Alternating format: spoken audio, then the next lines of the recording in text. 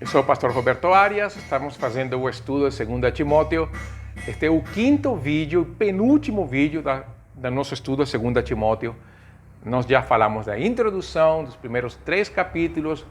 Chegou aqui pela primeira vez? Vai lá, dá uma pausa aqui, vai nos primeiros, leva a sequência, porque sendo uma carta, ela deve ser lida do começo até o fim para entender esse fio condutor deste livro maravilhoso da segunda carta de Paulo ao Timóteo. Chegamos no final dos capítulos do livro. Paulo vai dar para Timóteo um último apelo e vai dar as suas considerações finais. A última questão que Paulo vai dizer para Timóteo é possivelmente uma característica que, se bem vai ser algo muito importante para o ministério pastoral, aplica também para a igreja, porque nós estamos tão focados na igreja local que a gente esquece justamente do nosso chamado evangelístico. E é o que Paulo vai mostrar para Timóteo nos primeiros 8 versos. Ele vai falar que Timóteo precisa pregar a palavra a tempo fora de tempo e que ele, então, deveria fazer tudo isso. Por quê? Porque as pessoas não suportarão essa doutrina. Então, Paulo vai dizer para Timóteo, olha, você precisa ser um pastor evangelista. E por isso, toda pregação do evangelho, ela deve ter um apelo evangelístico. Ela deve ter um viés evangelístico. A pregação é algo complexo, porque a pregação ela envolve ensino, exortação, e ensino, estou falando aqui de ensino doutrinário, exortação, uma aplicação para a igreja e uma aplicação para as pessoas não crentes, sempre visando Cristo, o Senhor, a manifestação da glória do Senhor, revelar Cristo à igreja. Então é complexo, pregar é algo complexo, mas é maravilhoso e vale muito a pena. Por isso sempre é importante esse trabalho contínuo de preparo do pregador. Ali Paulo então vai mostrar que ele precisa então plantar igrejas, pregar com firmeza, convencer infiéis e inconversos e ser constante mesmo com oposição.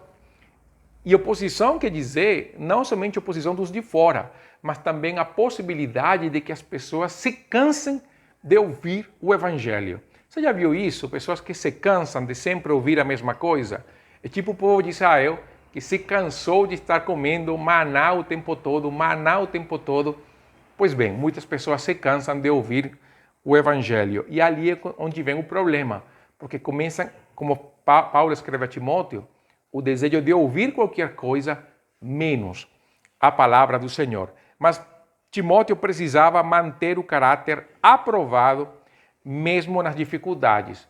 Nesses 8 versos, Paulo está passando o cajado a Timóteo. Timóteo, eu estou para acabar, agora é com você. Essas últimas instruções têm esse tom.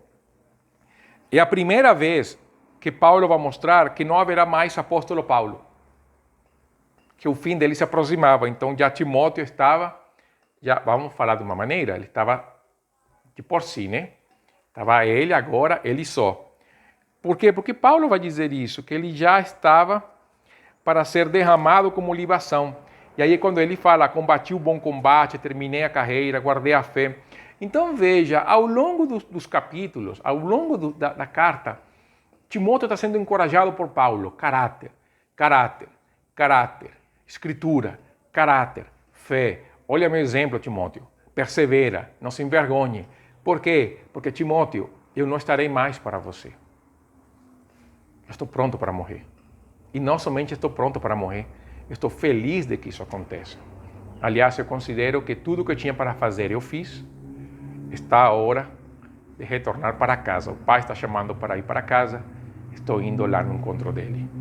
Então, imagine o momento da leitura nestes versos, nos versos 6 ao 8.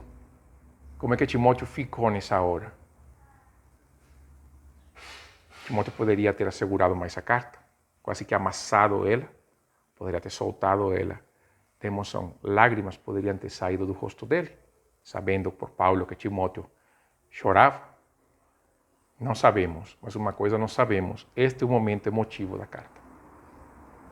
Paulo fala, você deve ser um obreiro aprovado, Timóteo. Eu não estarei mais para você. Mas perceba uma coisa.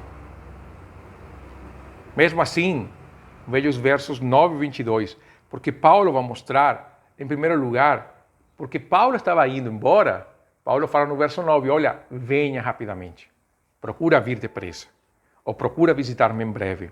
E Paulo vai mostrar que ele estava sozinho de algumas pessoas. Demas tinha partido, mas partido do evangelho mesmo, e foi embora. Mas tem outras pessoas também que saíram por causa do evangelho. Crescente estava na Galácia, Tito estava na Dalmácia, e aí ele vai falar, olha, somente Lucas está comigo. Mas aí Paulo fala, traz Marcos comigo.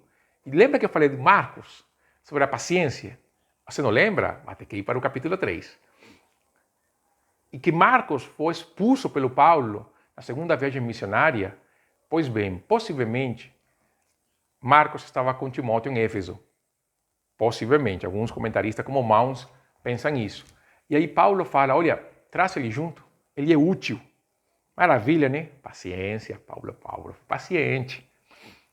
E ali então Paulo vai mostrar sobre outras pessoas, sobre Tíquico, que mandou para Éfeso, vai falar sobre as coisas que ele deixou em Troade, na casa de Carpo, a capa, livros. E ali vem o Alexandre no verso 14, que ele trouxe muitos males. E alguns acreditam que foi ele quem traiu Paulo. Por quê? Porque Paulo fala, o Senhor lhe retribua segundo as suas ações. Paulo não pede misericórdia, Paulo pede que a justiça de Deus recaia sobre esse homem. E depois fala, tenha muito cuidado dele, pois resistiu nossas palavras. Então, ele andava por ali. Paulo fala, olha, quando você vir, cuidado com Alexandre.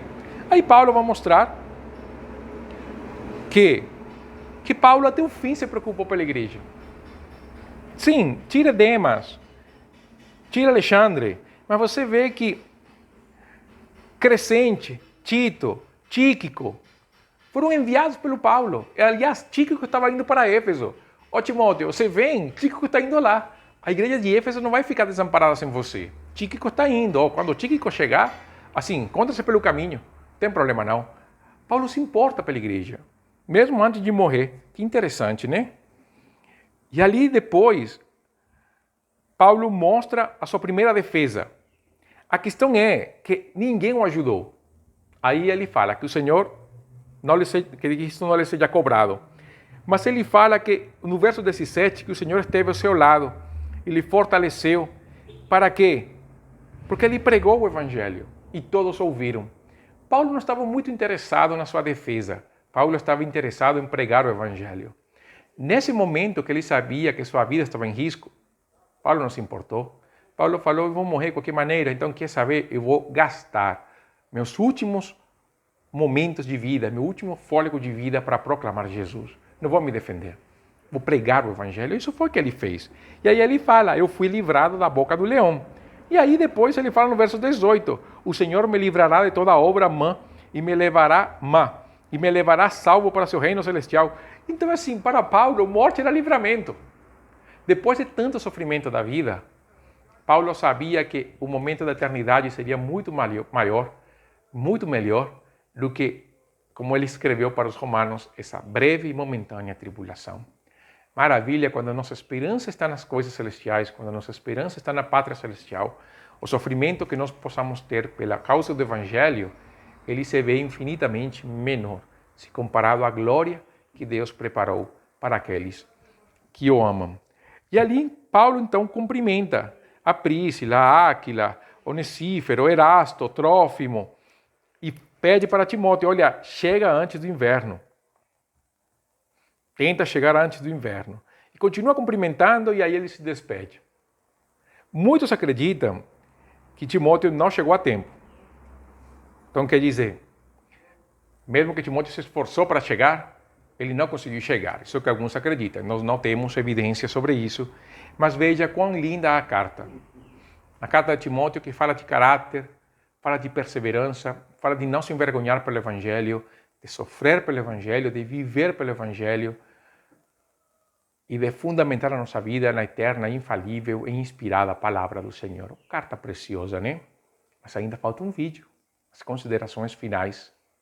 E aí nós encerramos este estudo maravilhoso de 2 Timóteo. Este estudo bem panorâmico de 2 Timóteo. Não um estudo exaustivo, é claro, mas bem panorâmico que nos ajuda a ter uma ideia sobre este livro maravilhoso. Então nos acompanhe no último vídeo que está faltando ali. E se por acaso você chegou aqui e não assistiu os anteriores, vai lá, dá uma conferida também. E veja todo o panorama, porque o último vídeo que vem é justamente o grande resumo desta carta preciosa. Então, que Deus te abençoe.